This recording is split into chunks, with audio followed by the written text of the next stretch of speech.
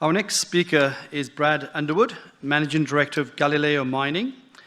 Brad is a geologist with over 20 years' experience in exploration, mining, and prospecting. He has been involved with the discoveries of copper, gold, nickel, cobalt, and palladium resources.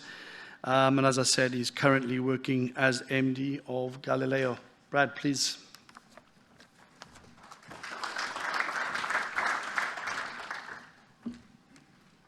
Thanks everyone for coming and turning up today. I'd like to start our presentations with our key messages, and I think if you can remember a few things about us in the weeks and months to come, I would have done a good job. So we are a very well-supported company, our largest shareholder being well-known mining entrepreneur, prospector Mark Creasy, and also our second largest shareholder being IGO, who spoke this morning. We have high-value palladium and nickel targets and an existing laterite resource.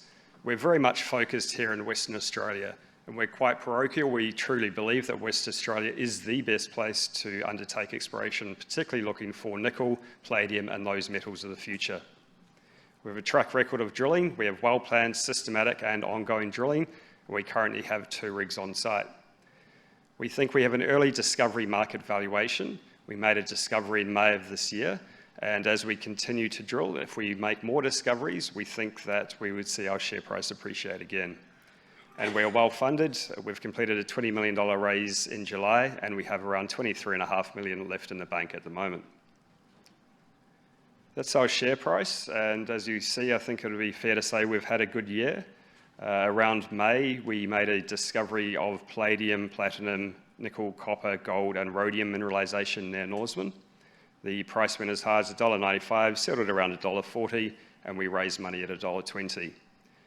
Our major shareholder has been busy buying shares on market. He's very supportive of the company and what we do, and IGO have been there since the beginning as well. So they were participated in the seed round pre-IPO 4 years ago, and in every placement since, and they've been very strong supporters of the work that we do.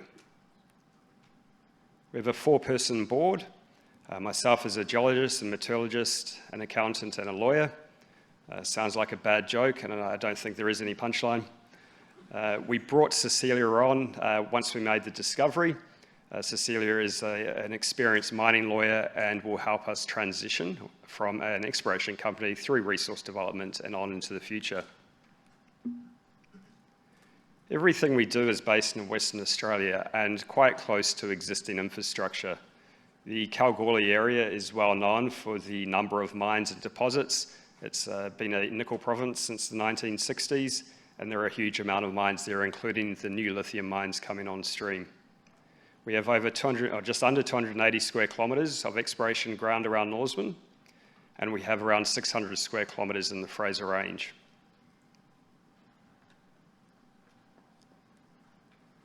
That's a great photo of the rig. One of the guys happened to be there, and we hope it's a sign from the rock gods that we have more potential than what we've discovered. It was just lucky in timing, I suppose, that it ended up being immediately above the rig. Mentioned the town of Norseman, that's where our project is. It's a great place to be exploring because of the existing infrastructure in the region. So it means that if we do go on to development, the capital requirements are much reduced because of the existing infrastructure already in the region. We have a gas pipeline, the sealed highway, the existing small town of Norseman, and Kalgoorlie, which is a regional mining centre just 2 hours north. We have made our Callisto discovery, which is the palladium, platinum, nickel, copper, gold, and rhodium discovery on a granted mining lease. So this does assist with the speed at which we can drill and ultimately develop if that is where we eventually end up going. The tenements, as well as being prospective for the magmatic style mineralisation. I hope I don't bore you too much with a little bit of geology, but we have magmatic style mineralisation. We have the traditional komatiite style nickel mineralisation, or potential for that in the region. We also have gold potential, lithium potential, and of course all of the PGEs that occur in the area that we've found. So it is a very well endowed mineralised belt, and we have just under 280 square kilometres, so it is quite a large package to explore, and now that we've made a discovery, we've got the money to go and give it proper justice. Initially, we put 6 RC drill holes into this prospect, and the discovery hole returned 33 meters at just over 2 grams 4E, platinum, palladium, gold plus rhodium. It's just a simple way of measuring the PGEs within the intersection and then to include gold. When we break that down and look at the components of that 4E, most of it is palladium, with lesser platinum, some gold, and a touch of rhodium. All of those 6 drill holes intercepted mineralization. So immediately we knew that it was a mineralized system rather than a one-hole wonder.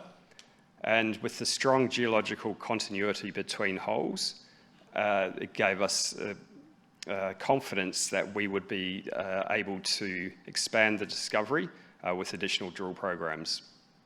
All of the mineralization intercepted on this section was within a disseminated style of mineralization, typically 3 to 4% disseminated sulfides, so quite high tenor given the amount of nickel, copper, and PGEs. We've since completed a second round of drilling in July, and we've expanded the footprint now over to 4 sections.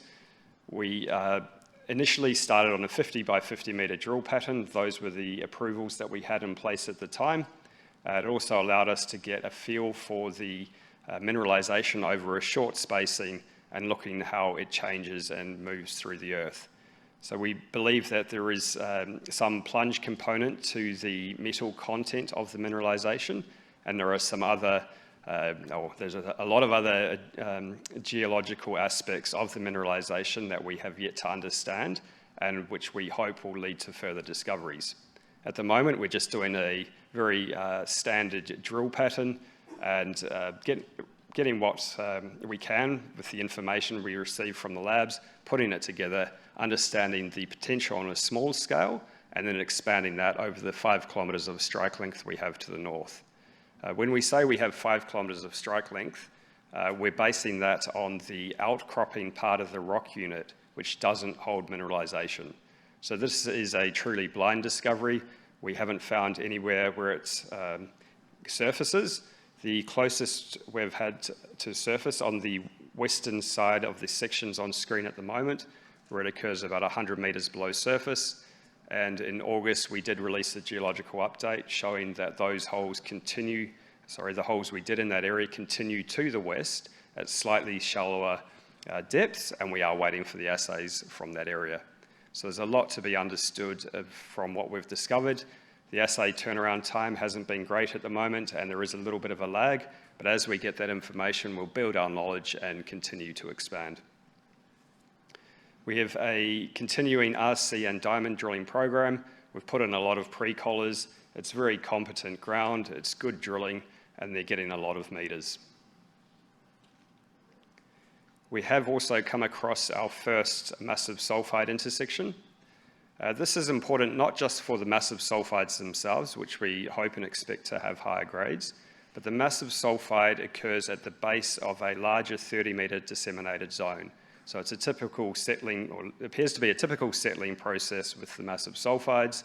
And what it's telling us is the disseminated zone above it is having a higher abundance of disseminated sulfides, and that's why the massive sulfide is forming at the base.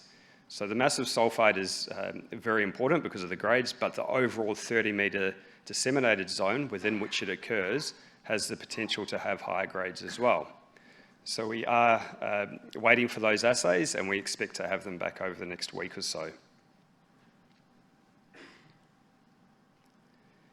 We have looked at different geological analogies around the world to see what we can learn from what other people are doing. Typical geological technique to try and shortcut our learning of the new discoveries. The closest we've come to finding mineralisation which is similar to ours is in South Africa in the Platte Reef deposits. In the Platte Reef deposits, they occur mostly as a disseminated sulfide style of mineralisation within a layered mafic ultramafic sill. So we're in exactly the same situation at Norseman, disseminated sulfide mineralisation within a layered mafic ultramafic sill. We have the same metals. We have palladium, platinum, gold, rhodium, and nickel and copper.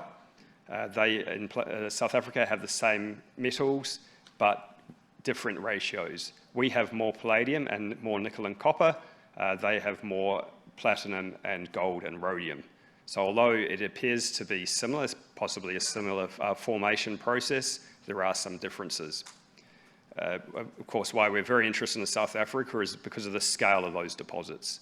So we don't know at Norseman what scale we have, but the potential exists there because of the extensive strike length that we've got at the Callisto discovery, as well as another prospect called the Mission Sill, that the scale could be quite large. And we won't know that until we do more drilling, and that's what we're undertaking at the moment.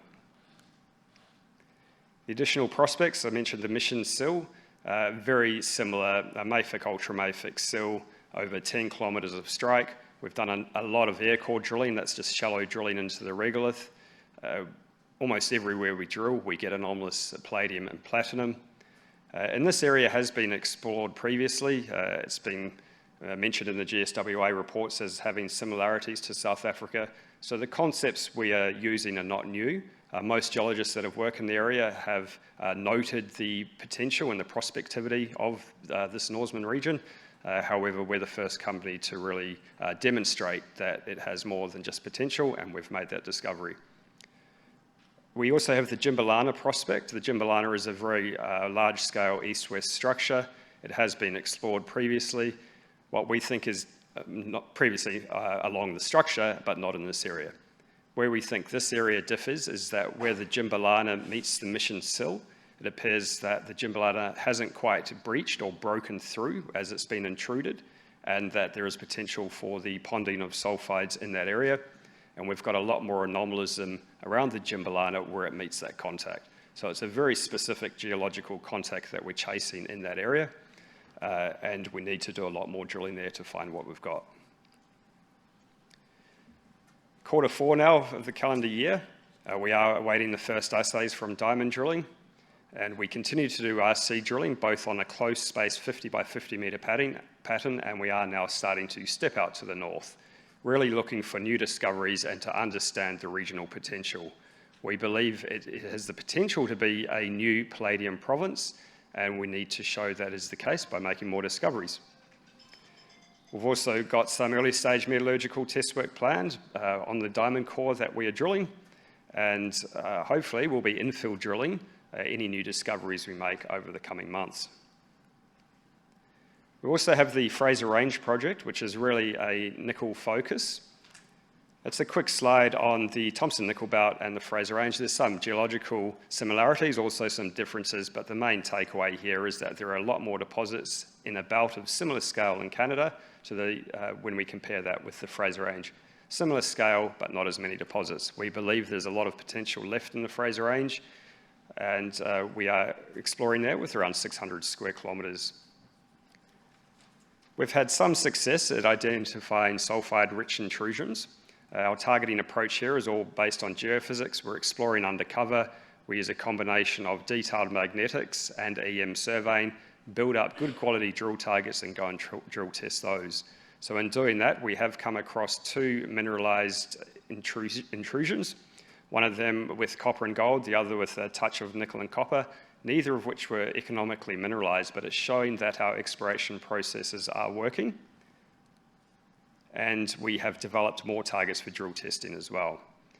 So on the slide there, you'll see the black circles are the areas that we have drill tested where sulfides occur around a very large intrusion demonstrated in the magnetics.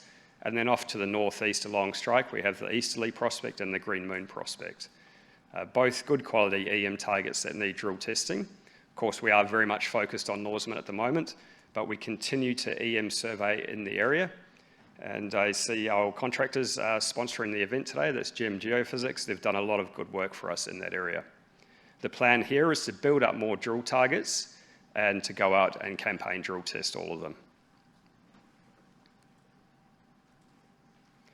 We're a well-funded, well-supported junior exploration company, early stage discovery and moving into that resource development phase. We've got the highly prospective Norseman and Fraser Range projects. The Fraser Range has the Nova mine that IGO owns and operates, and we know the potential for high-value discoveries that can be made in that area. It's elephant country, and that's why we're looking there. And at the same time, we're moving ahead with our high-value Norseman discoveries. We are very much an exploration company focused on making discoveries. It's our bread and butter, and we are targeting the high-value metals, which we believe will be in demand in the future. That's palladium, platinum, nickel, copper, cobalt, and rhodium. Thanks very much, and we have a booth here. If you have any questions, please come and see us at our booth.